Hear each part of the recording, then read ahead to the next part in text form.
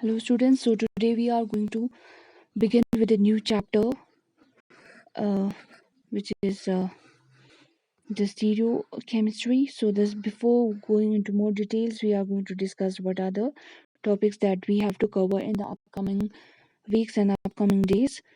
So according to the syllabus, we have the topics like in the context of representation of the molecules. We have the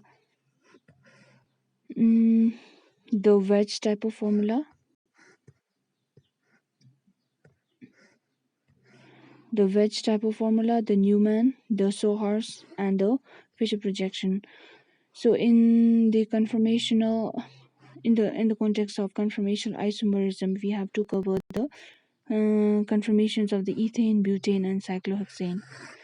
And similarly, we have to cover the concept of chirality based on two carbon atoms, and then the configuration.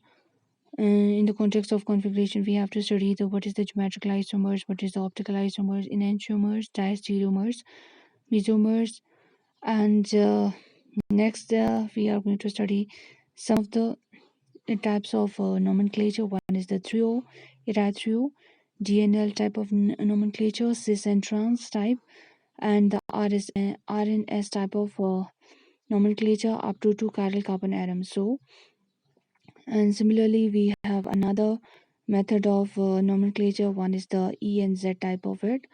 So for those system with carbon-carbon double bond, uh, we have to study based on that. So this is just a brief overview about what are the things we have to cover. So moving ahead. So yeah, we have already discussed regarding what we have to cover in the stereoisomers, the representation of the molecule. It is the wedge type, it is Newman, it is the Sohars and Fisher projection. These are the four methods which we have to utilize for understanding how a particular molecule can be represented, right? Uh, so, um, so uh, we already know that what is isomers, right? Iso is the word itself says that it's the same. Merge is like the parts. It means the same parts is referred to the isomers. So if we study what are the classifications of isomers, the isomers itself is basically divided into two. One is the structural isomers and other is the stereoisomers. In the structural isomers, we have another sub classification: chain isomers, position isomers, ring isomers, metamers, functional groups, isomers, and tautomers.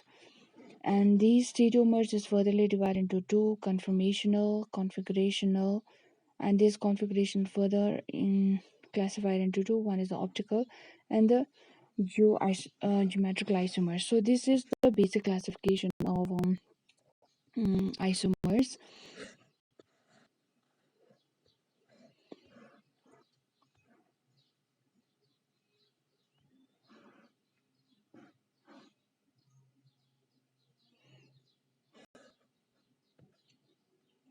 So yeah, what is the structural isomers? Structural isomers are basically those compounds which have the same molecular formula. So the molecular formula would be the same, but what is the different? Different would be their structure. So for example, we have in the classification we have studied that there would be the chain isomer, there would be the position isomers. If it's the chain isomers is basically those compounds which have the molecular formula would be the same, but the parent chain would be the different. The parent chain would be the different. There would be the difference in the mm, normal, that is the normal type of chain. It can be the branch type of chain. So similarly, for example, if we take the example of the normal pentane, there would be the 5 carbon with the linear type of arrangement. So here the number of carbon is 5, number of the carbon hydrogen would be the 12. So when it undergo isomerization, what would happen is like the structure would be the different. So here the structure would be the normal, right?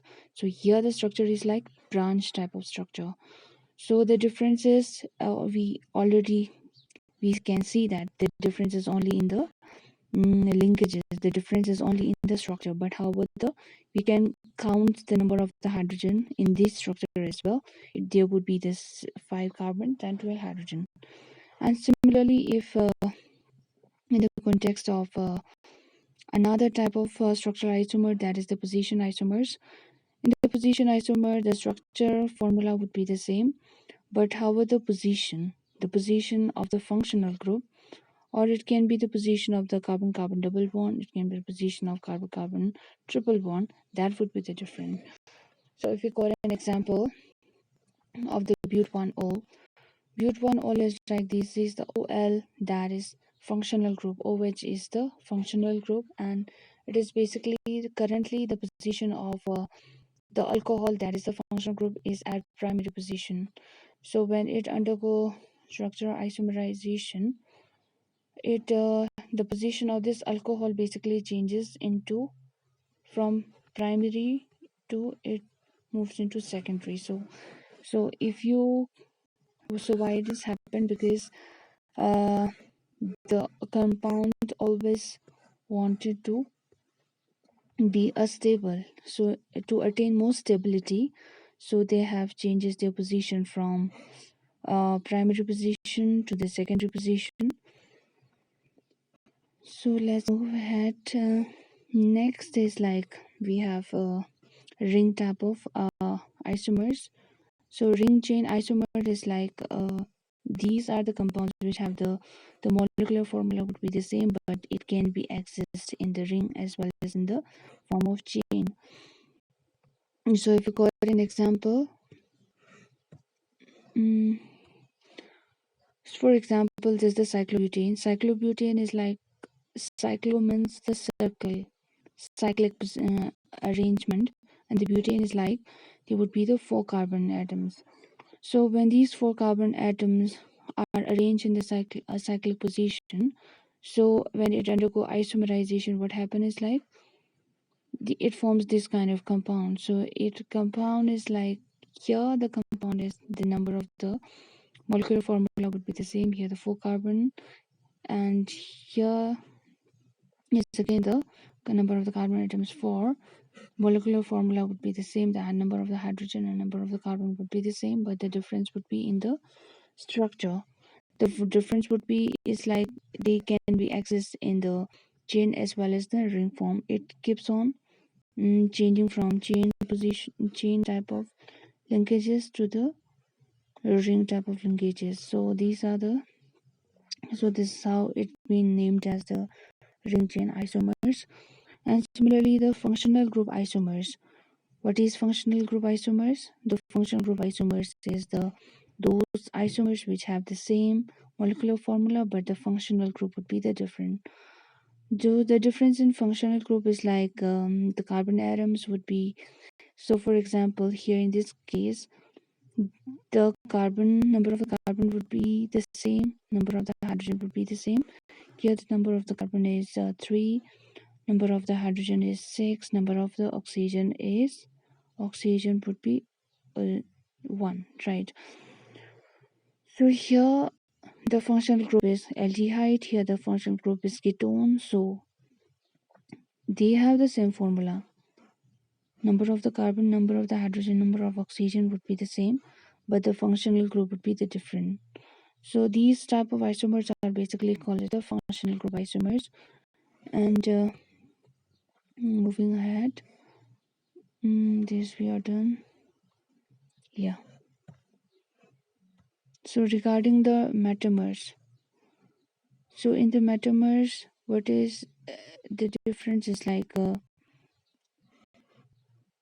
these are basically the same compounds, but the number of the carbon at these positions and this position, the number of the carbon is the same.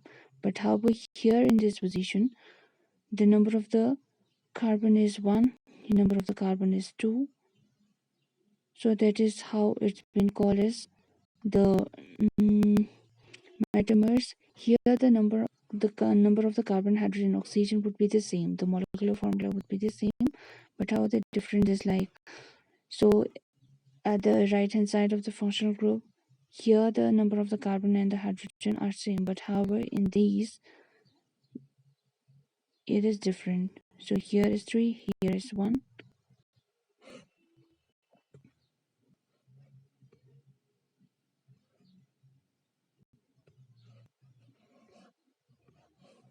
Mhm. So yeah.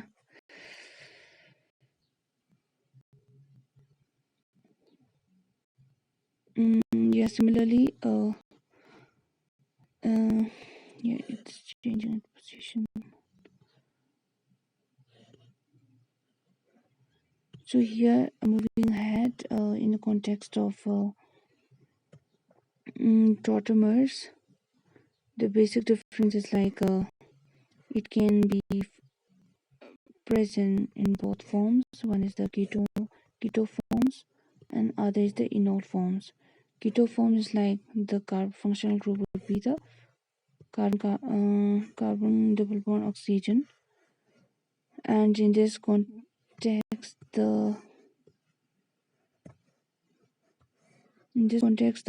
OH, that is the enol form. The compound with the ketone is called as the keto form, and compound with the OH is called as the enol form. So this is the basic structure. The so this it can be present in both the keto form as well as the enol form. So yeah.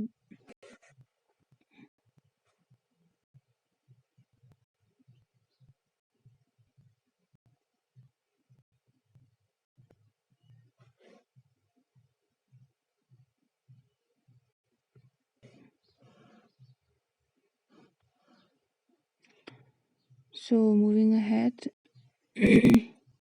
stereoisomers is basically, we have already know that they have this. There would be have a same molecular formula,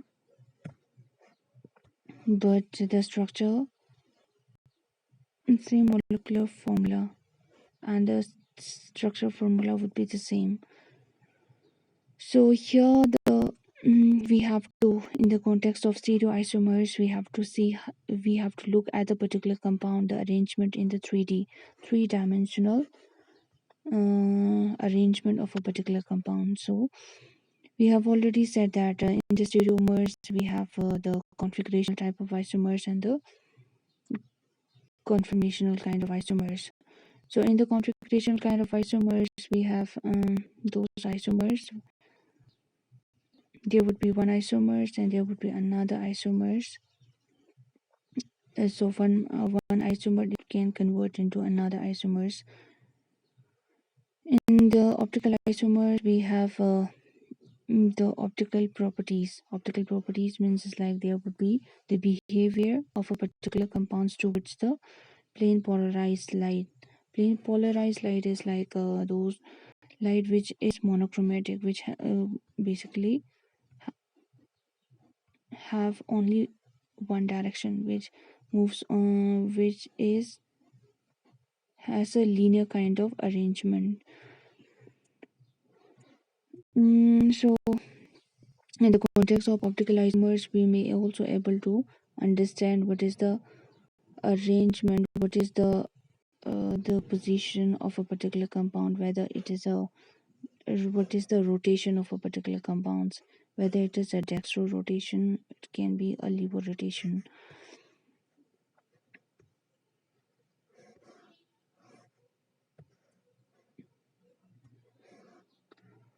So when a particular plane polarized light, when it falls in a particular compound, if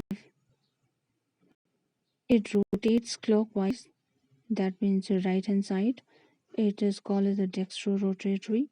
When the plane polarizes falls on particular compounds, and when that particular compounds rotates anti-clockwise, that is called as the levorotatory. The levorotatory can be denoted by the negative, and the dextrorotatory can be denoted by the positive. So, for example, if we look at the schematic diagram of, for example, here would be a source of light. So these source of light would be the randomized kind of source of light. So it means that the vibration would be very, there would be no difference in the wavelength, there would be the difference in the frequency. So when these kind of light, so the direction of these kind of the lights would be, the frequency would be the different, and these is basically, we can call it as a ordinary kind of light. So but we have an instrument called as the polarizer. So when these type of light passes through the polarizer, it is a prism which is called as made up of the one called prism. So when these, it is when these kind of light pass through these polarizer, it makes that light, ordinary light, into plain polarized light. So here when it becomes plain polarized light, it started moving in one direction. It has only one plane. It has unidirectional. It becomes more like a monochromatic kind of light. When these plain polarized light passes through a solvent, and this solvent is basically being placed in polarimeter tube. So when these further move ahead and it moves through the nickel prism, it can, so that's from here we can able to understand the rotation. It can be the clockwise, it can be anti-clockwise. This is basically called as the analyzer, and that's at the end of it we may able to understand a particular compound is the dextrorotatory or levorotatory. So here we are using the two instrument. One is the polarizer and the analyzer. Polarizer is used for making the ordinary light into more polarized state. An analyzer is basically the one which mm, basically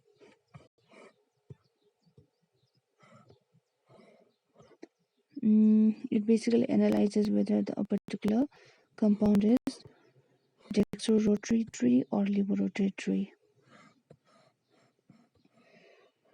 So moving ahead, so yeah, here I hope that you all will understand. Here the source of light. Source of light is basically passed through but polarizer, and this polarizer make this source of light the unidirectional. And when these plane polar light passed into the polarimeter, it further, and these polarimeter is basically made up of a solvent, and after it moving into the solvent, it is again passed through a nickel prism, and this nickel prism basically acts as an analyzer. Here we may able to analyze whether it and the particular compound is moving clockwise or it moving anti-clockwise. So I would like to request all of you that if you unable to understand my these whole process, you can ask. Feel free to ask.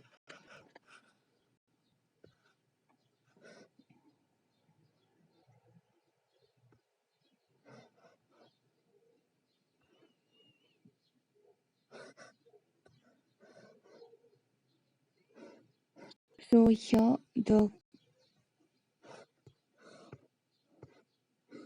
mm, so we have already discussed that polarimeter. Polarimeter is a particular compound or a solvent through which a plain polarized light falls. So when it falls into, when these plain polarized light passes through the polarimeter tube, it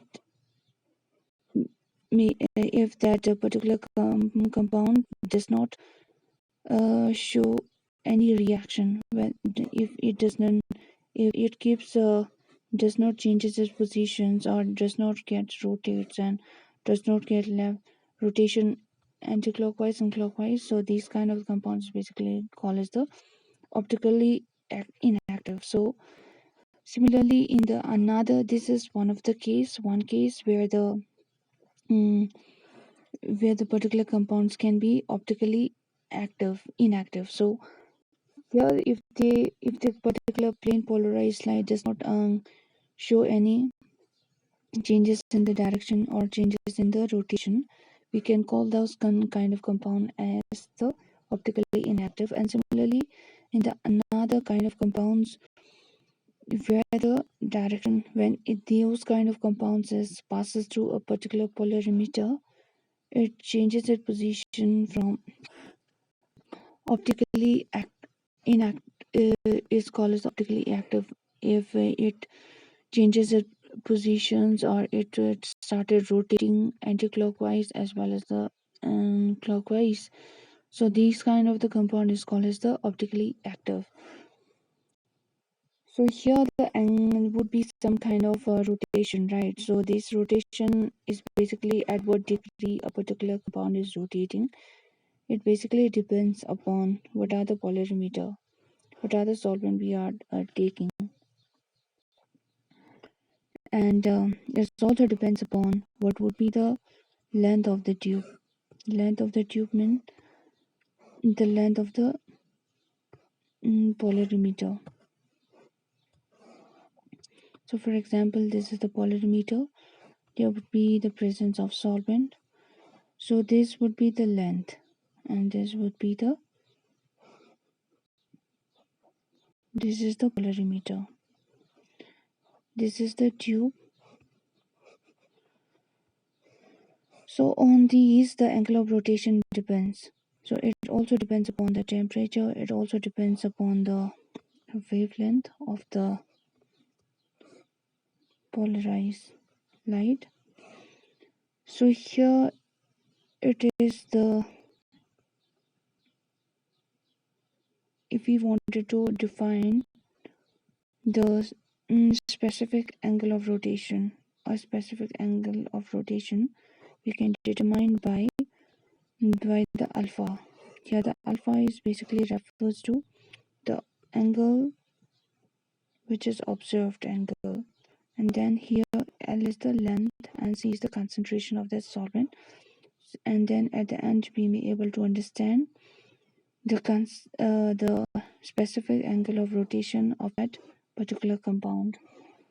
So thank you, students. So this is the end of the today's session.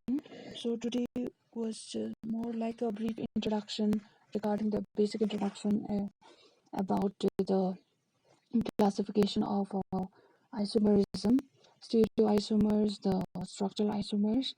Our topic is mainly focused on the structural stereoisomers kind of compounds, and this is the process, and we have already studied how the particular process happens from a monochromatic, how ordinary light turns into a monochromatic light, and how we can identify that particular compound is polarized, chiral or not, and what are the conditions that in which we can say that a particular compound is polarized, optically active or optically inactive.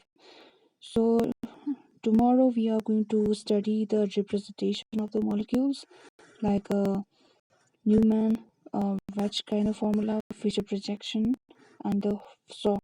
Um, so thank you, class.